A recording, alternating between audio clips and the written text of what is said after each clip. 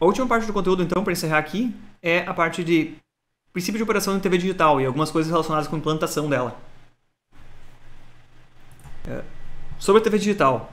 Primeiro eu vou começar comentando sobre o princípio de funcionamento da TV analógica. Por quê? Porque o sinal utilizado em TV analógica, ele só era daquele formato pensando na forma que era implementado a tecnologia de TVs analógicas lá, que se popularizou no início dos anos 1900, né? 1940, 50 começou a grande popularização a nível de público. O que era a TV analógica, então? Vocês já viram isso aqui em algum lugar? O que é um tubo de raios catóticos? Ou aquelas televisões que tinham a tela meio curva. A tela está do lado de cá desse tubo, né? Ele começou simplesmente de um ensaio físico, no qual o Sir Joseph John Thomson fez um dispositivo para provar que os elétrons tinham uma certa carga elétrica e ver o comportamento deles perante campos elétricos e campos magnéticos. Para provar isso, ele precisava visualizar o que acontecia com esse raio de elétrons, esse feixe de elétrons projetados. Então ele fez esse dispositivo, que é um tubo de vidro, e num canto aqui ele é recoberto de um componente de fósforo que brilha com a incidência de elétrons, que gera um pouquinho de luz. Então, ele conseguiu observar o comportamento de um feixe de elétrons que é gerado entre esse catodo e esse anodo aqui, ó, que é acelerado entre o catodo em direção ao anodo e passa através do anodo, por uma abertura. E esses elétrons, então, que passam por esse feixe aqui, eles podem ser defletidos para cima ou para baixo, tanto pela aplicação de um campo elétrico ou de um campo magnético. Um campo elétrico, basicamente, é você criar um capacitor e botar uma determinada tensão nele. E um campo magnético é você ter um solenoide aqui próximo que causa a criação de um campo magnético no centro. E essa deflexão de um feixe de elétrons provou que existe uma determinada carga elétrica do elétron. Ele conseguiu, inclusive, estimar a massa de um elétron por esse experimento. Mas ele fez essa tela para ele ver quanto defletia o trajeto percorrido por esse elétron, porque se não fosse defletido por esse campo elétrico ou magnético, ele iria reto sempre no ponto do centro. Legal, foi só um experimento físico. Aí ele provou lá o que ele queria provar, mas esse princípio ficou conhecido, bem interessante, quase 1900, 1897. Ele provou então também que ele também podia ser defletido por um campo magnético. Então, o que ele fazia? Ele botava dois solenoides aqui, criando um polo norte e sul magnético, e viu que também conseguia defletir. Então ele conseguiria, manipulando campos elétricos e magnéticos, mexer em duas dimensões. Aqui, o ponto em que atingiria a tela, esse feixe de elétrons. E, originalmente ele previa essa tela só para ele conseguir medir essa deflexão, mas as pessoas viram que poderiam projetar imagens aqui, nessa tela. Por esse princípio, em que ele bota uma alta tensão entre o catodo e o anodo, é gerado um feixe de elétrons que vai atravessar parcialmente esse anodo aqui, e vai bater lá naquela tela, então. Esse é o princípio dos nossos osciloscópios. Esse aqui é um osciloscópio com esse tipo de tela, em que o sinal que vai ser medido, ele simplesmente controla um dos defletores aqui. Por exemplo, ele controla a deflexão vertical do sinal aqui, que é o sinal que a gente está botando ali. E no horizontal, a deflexão horizontal é controlada simplesmente por um sinal que corre no domínio do tempo. Então, mexendo no domínio do tempo na distância horizontal, tipo uma onda dentro de serra, e na vertical um sinal, tu consegue projetar um sinal elétrico aqui e desenhar coisas na tela. Qual é o princípio? Esse princípio de operação daquele tubo de raios catóticos. Então, é bem interessante essa questão de deflexão horizontal e vertical. E o sinal de TV analógico, então, ele fazia exatamente isso. Essa aqui são duas amostras de sinais que esse sinal aqui, se a gente fatiar ele várias vezes no domínio do tempo, ele dá as intensidades que cada ponto da tela vai ter em uma linha. Então, cada um desses padrões aqui diz a intensidade instantânea que vai brilhar aquele feixe de elétrons lá para formar uma linha. E logo em seguida vem um sinal de sincronia e começa as intensidades instantâneas da segunda linha, nesse segundo pulso aqui. Então vai gerando vários, vamos dizer assim, dentro de períodos determinados, vão se gerando as intensidades instantâneas que devem brilhar a cada ponto na tela. Quando chegar no final da tela, vem um sinal de sincronia diferenciado em que diz que resetou e vai começar a primeira linha de novo. Então olha só, Esses sinais são diretamente usados para controlar a intensidade desse feixe de elétrons que vai ser projetado, e simplesmente eles são correlacionados por pulsos de sincronia negativos aqui no meio, para dizer se aquilo ali é o início de uma linha, quando acabou a linha, e quando acabou a tela ele vai voltar para a primeira linha de novo. Então faz essa varredura, só que ele é transmitido exatamente pensando nesse formato aqui de dispositivo físico para mostrar esse sinal. Então a TV analógica não tinha, olha só, era algo muito simples, realmente. Tanto que, olha só, interessante, a tela foi inventada antes das câmeras, porque as câmeras capazes de gerar esse sinal foram inventadas só depois. Então, é feita uma varredura de linha a linha. Bom, é o princípio de operação dos osciloscópios analógicos e das TVs de tubo. O sinal deve usar exatamente o princípio físico de operação das TVs baseadas naquele tubo de raios catódicos lá. E é simples, o sinal é diretamente aplicado no controle desses campos elétricos e magnéticos que manipulam o raio. Muito bom. Isso aqui acontecia, inclusive, se vocês pegarem uma TV de tubo ou um monitor baseado em tubo e aproximarem um magneto pelo lado de fora mesmo dele, da carcaça dele, vocês vão ver que vai distorcer o sinal naquela região na tela. Porque vai puxar vai puxar o raio mais para aquela região na tela ou outra. Uma brincadeira muito comum nas crianças. Do Sim. tempo do tubo. Muito comum. Sim, E ainda as crianças conseguiam aproximar.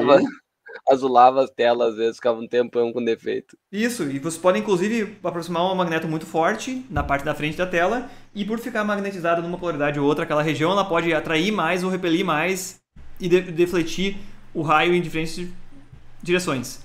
Então esse é o princípio da TV analógica.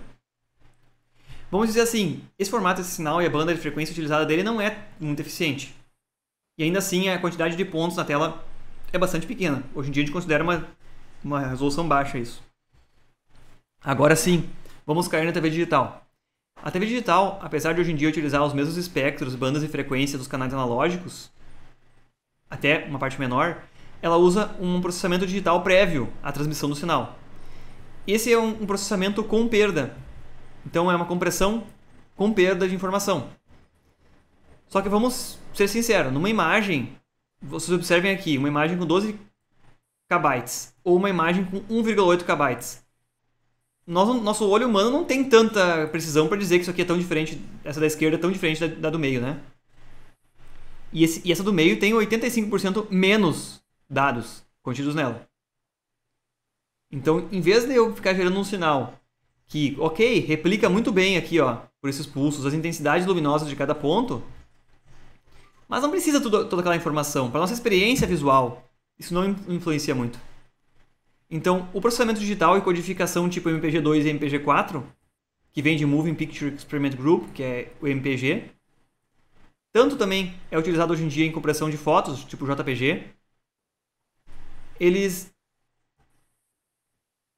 partem de uma representação digital dos dados, que tem lá número de linhas, número de colunas, cores e uma certa intensidade luminosa para cada pixel de cada cor. Vocês vão observar isso aqui. Imaginem uma matriz de 1880 por 780. 1280 por 780. Agora imaginem que ela também tem uma profundidade de 3. Então é uma matriz tridimensional. E cada pixel então tem uma intensidade luminosa, que é representada por 1 ou 2 bytes. Essa estrutura de dados é chamada um quadro ou um frame. E esse frame passa então por um processamento que vai eliminar parte da informação e, dependendo da taxa de compressão que você for utilizar, vai reduzir aí entre 50%, 80% ou até perto de 96% a informação. Claro que aqui, que a gente vê da compressão da imagem do meio para da direita, agora realmente a gente percebe que é ruim essa imagem. Mas se vocês pegarem um vídeo em movimento, a gente não tem tempo de perceber essa imagem ruim, muitas vezes. Então essa compactação de imagem em movimento muitas vezes atinge taxas muito altas porque a imagem em movimento não se percebe a diferenciação da qualidade. Eu vou sugerir para vocês que assistam agora esse vídeo que está aqui, mas eu não posso exibir ele para vocês na minha tela porque a minha tela, ao ser exportada, ela é compactada para mandar para vocês. Então vai perder qualidade de qualquer forma. Então se vocês quiserem assistir ele agora, vocês abram esse vídeo e venham aqui e maximizem a qualidade de reprodução manualmente, para vocês conseguirem de alguma forma tentar observar a diferença entre uma compactação com maior ou menor taxa de dados aqui, com padrões diferentes de compactação, seja em MPG2 ou MPG4. E logo em seguida a gente volta aqui então e vocês me falam o que vocês acharam dessa diferença de qualidade. Considerem embaixo qual a taxa de dados requerida para transmitir essa imagem, olhem bem. Só por usar algoritmos diferentes de compactação. Ou é só da transmissão mesmo que isso é que acontece? Esses algoritmos de compactação fazem isso. Fazem essa estimação de movimento e, além de fazer essa compactação que perde um pouco da informação, que pode deixar a imagem mais feia, eles também fazem essa estimação porque regiões que não se movimentaram ou tiveram uma alteração muito pequena, elas são simplesmente transferidas uma informação dizendo que essa região se mantém e não precisa ser retransmitida. Então diminui a taxa de dados requerida para transmitir esse mesmo sinal. Vejam aqui embaixo, olha só, fazendo aquela analogia lá em cima da representação digital dos sinais, olha só, eu peguei aqui essa resolução do MPG2 aqui, 720 por 576i. E eu botei naquela estrutura que tinha lá em cima, ó, olha o número de linhas. 576 linhas, 720 colunas, 3 cores, RGB geralmente, né? E vamos dizer que cada cor é representada por 1 byte, que são 8 bits de informação. E 24 frames por segundo, que não é uma taxa de frames muito alta. 24 imagens por segundo. Se eu multiplicar todos esses valores aqui, linhas, colunas, número de cores, número de bytes por cor e número de frames por segundo, eu precisaria de no mínimo 29,86 megabytes por segundo para transmitir essa imagem, que resultaria em 238 megabits por segundo, conversão de byte para bit diretamente. Olha quanto, depois de compactado por esses algoritmos, a imagem requer para ser transmitida. 5 megabytes por segundo só. Então, ela fica, aqui nesse caso, ficou compactada num fator aí de quase 6. Não tem fibra para nós. Pro caso de MPG4, ficou compactado vamos dizer aí, mais de 10, quase 15 vezes. Por uma resolução similar, né? Então, descartar um pouco a qualidade da imagem reduz a necessidade de taxas de transmissão super altas. Isso é possível pelo processamento digital da imagem. E se vocês pararem para observar e, por exemplo, pausarem um vídeo no meio de uma cena de ação em que a câmera está se mexendo e tem muita coisa se mexendo na tela, experimentem fazer isso. Parem o vídeo lá no meio. Vocês vão ver que a imagem está feia lá no meio, assim como quando eu pausei um vídeo para mostrar para vocês agora.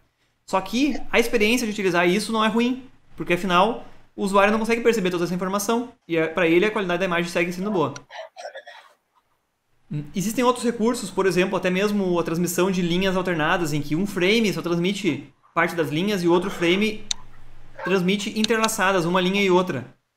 Porque a impressão de movimento segue sendo a mesma para nós. Mas se a gente parar um vídeo no meio e observar, olha só, você consegue observar que tem esse padrãozinho horizontal aqui, porque em alguma parte foi transmitido alguns frames e alguma parte outra. Então, dá pra ver que tem uma sombra que está se mexendo já, e tem uma parte da sombra que segue no outro lugar ainda, que não começou a se mexer. Porque 2 frames em sequência não foram transmitidos inteiros, eles são transmitidos de linhas alternadas. Isso permite manter a impressão do usuário boa quando está assistindo e diminuir ainda mais a taxa de dados. Então, tudo isso é feito de forma digital, né? Por esses algoritmos de compactação. Eles geralmente usam, então, hardware dedicado, porque é um processamento matemático aí bastante pesado. Tem, inclusive, circuitos para fazer a compressão e a descompressão também. A maior parte dos nossos processadores de computador e até mesmo de dispositivos móveis, celulares, aí, eles têm já, hoje em dia, hardware integrado para codificação e decodificação de vídeo e som. Por fim, o áudio também passa por um processo de compactação, mas como a taxa de dados requerida para transportar o áudio é muito menor, não chega a 1 megabit por segundo, então é muito mais tranquilo e o áudio não é a parte crítica. De repente, a parte mais crítica é o vídeo.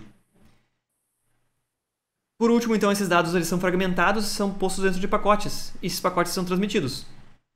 Vocês lembram lá em redes de computador o que acontece quando você transmite pacotes de dados e eles chegam com algum erro? Sim. Como é que faz? Eles passam igual os dados, mas fica tipo congelada a tela, não é? Sim, esse é o efeito que tu vai observar na TV, né? Por exemplo. Uhum. No YouTube, se tu estiver assistindo um vídeo e começar a chegar pacotes com erro, ele vai parar o vídeo e vai pedir que voltem a ser entregues os pacotes com erro.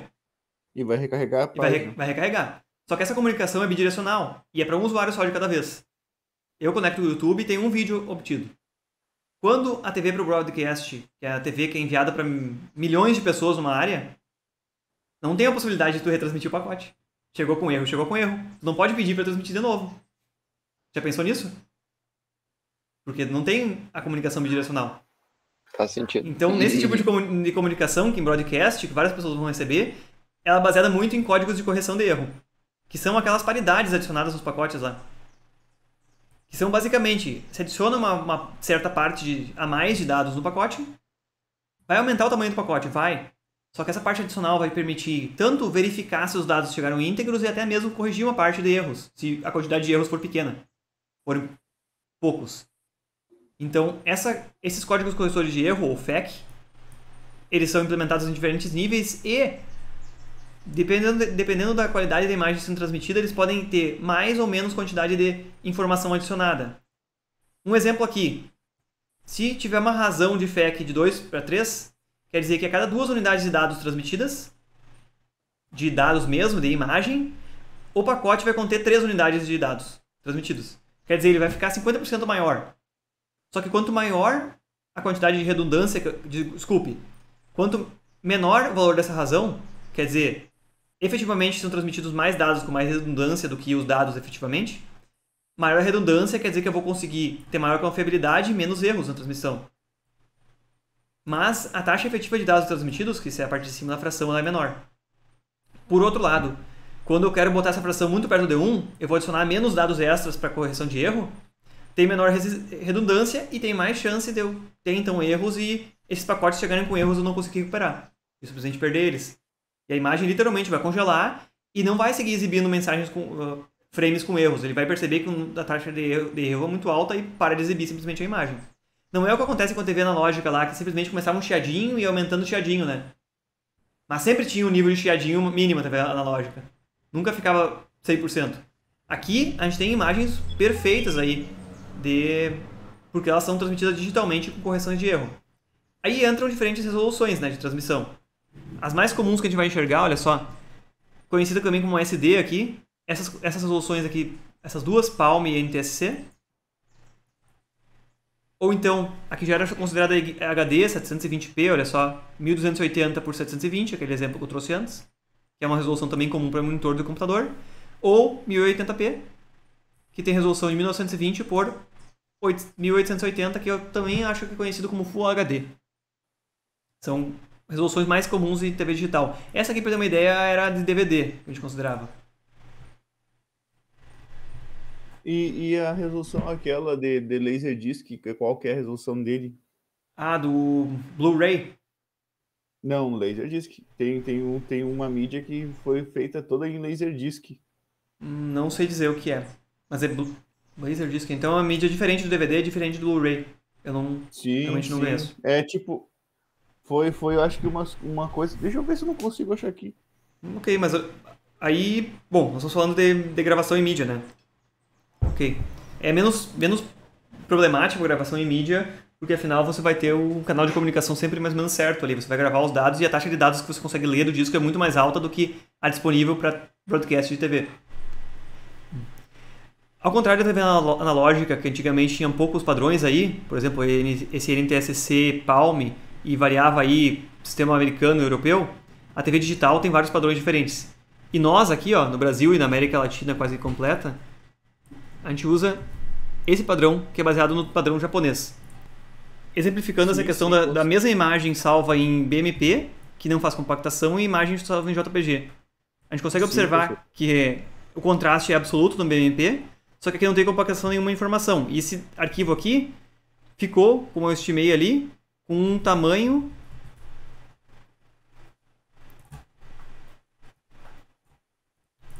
de, vamos dizer aqui, quase 10 vezes maior, quase 100 vezes maior o arquivo não compactado em relação ao arquivo compactado. E processamento similar é feito no vídeo. Então, esses algoritmos de compactação são muito eficientes. E, por último aqui, comentando essa questão de, especificamente o padrão adotado aqui, então ele não é compatível com outros países. Então, a importação de, mesmo que seja de televisões, tem que sempre cuidar para que elas sejam compatíveis com o padrão brasileiro, que além de ser baseado no padrão ISDB-T japonês, ele tem mais uma especificação aí que tem mais um Bzinho no final. Então, olha só, esse padrão foi criado em 1971, apesar de não ter sido implementado largamente aí. Em 94 se começou a estudo para implantação no Brasil e em junho de 2006 que foi decretado então o padrão nacional, que é conhecido como ISDB-TB, e 31 de 12 de 2018 acabou a transmissão analógica e todas as emissoras tiveram que migrar para digital. Houve nesse meio do caminho aí uma baita de uma campanha para popularização da TV digital, muitos conversores de digital para analógico para poder continuar utilizando televisões analógicos foram inclusive doados ou foram subsidiados pelo governo federal para permitir que continuasse a audiência da televisão alta. Porque a migração da TV analógica para digital teve dois interesses. Um foi liberar uma parte de uma banda de comunicação para que fosse alocada para telefonia celular, e outro foi aumentar muito a qualidade de serviço, porque em vários países do mundo essa migração já tinha acontecido há muitos anos atrás. Tem muitos países que já têm desde 2010, não tem mais televisão analógica. E uma das características aí relacionadas com essa padrão brasileiro aí, que tem umas pequenas variações customizadas aí, tem a ver com o fato de que o padrão brasileiro exige dentro da pilha de comunicação vamos dizer, decodificação da TV digital, e aqui embaixo tem mesmo tipo de codificação de dados, mesmo tipo de modulação, mesmo tipo de compactação MPG2, mesmo tipo de compactação MPG4 em cima dos dados, isso aqui é aquela pilha de comunicação, camada física para cima. Ele exige um negócio chamado middleware aqui, que é um software que fica no meio do caminho, que é uma camada que permite interação, principalmente, entre o usuário e a companhia de televisão.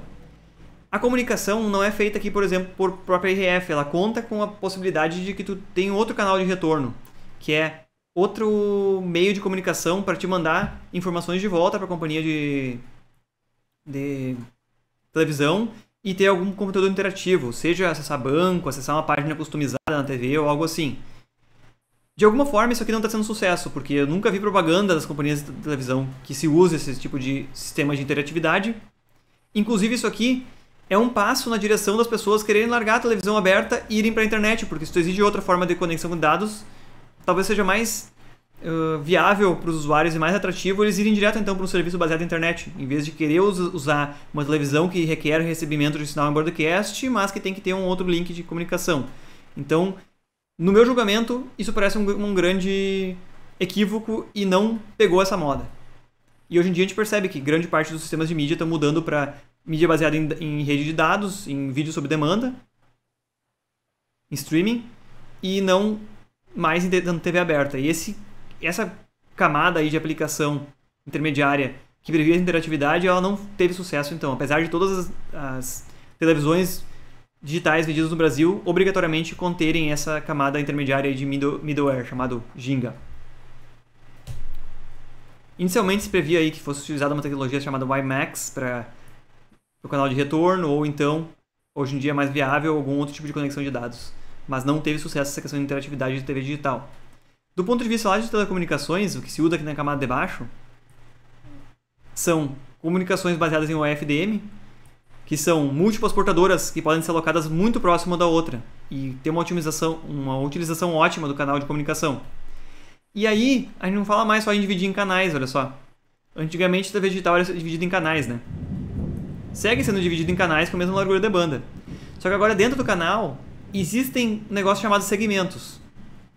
Porque dentro de um mesmo canal, uma mesma companhia de televisão, ela pode optar por transmitir um canal em Full HD, que usa a maior parte dos segmentos, ou então 2 canais com resolução mais baixa, ou então até mais, olha só.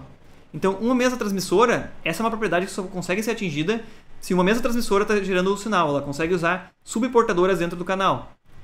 E por meio da alocação de subportadoras, então, tu pode transmitir uma programação com a máxima resolução, uma com uma resolução um pouco mais baixa, que é equivalente a DVD ainda, e uma com canal com baixa resolução, ou até 4 canais com baixa resolução num mesmo canal anteriormente. Então, é muito mais eficiente do que a transmissão analógica que ocupava sozinha um canal inteiro. Atualmente, por uma questão de legislação, isso não está autorizado no Brasil. Somente alguns canais governamentais usam esse recurso de transmitir vários canais dentro de um mesmo canal. Isso aqui é multiplexado de forma digital, né? Então, sendo previsto no padrão e sendo implementado do lado da transmissora e do receptor, a qualquer momento que for habilitado, as televisões já estarão comportando essa funcionalidade. E aqui embaixo eu trago uma tabela só para a gente ter uma coisa bem objetiva aqui. Qual é a taxa de dados, então, requerida para televisão digital? Se a gente observar aqui, ó, HDTV tem a ver com aquela máxima resolução de transmissão. Olha a taxa de dados que ela atinge. 19 megabits por segundo. No canal inteiro, ó, porque ela está ocupando o canal inteiro nesse caso. Todos os segmentos daquele canal. No momento em que eu vou transmitir aquelas outras variações lá, ó, até mesmo 4 canais de TV com resolução padrão, com resolução mais baixa, ele vai seguir usando 4 streams de 4 megabits que dão aproximadamente a mesma taxa de dados global lá em cima. O que varia nas diferentes configurações, a gente observar, é um negócio chamado razão de correção de erro aqui, ó. Se uma companhia de uma televisão quer ter um alcance maior e que os usuários consigam receber os dados apesar de estar mais longe, ela pode usar uma variação aqui que se chama variação robusta, por exemplo, em que a taxa efetiva de dados é menor. Olha só. Só que por ela ter correção de erro com uma fração menor, 2/3 é menor que 3/4. Ela consegue que os usuários lidem com níveis de potência de sinal mais baixos. E mesmo assim, sigam recebendo a imagem, só que a imagem vai ter que ser mais compactada, porque a taxa efetiva de dados é menor. E aí as diferentes configurações, aquelas que eu comentei que pode ter canais de alta resolução ou resolução intermediária coniventes junto com canais de baixa resolução dentro do que a gente conhece na banda de frequências que é chamada um canal. Então, vários conteúdos transmitidos no mesmo canal são possíveis graças à tecnologia digital de processamento em cima disso. E, professor,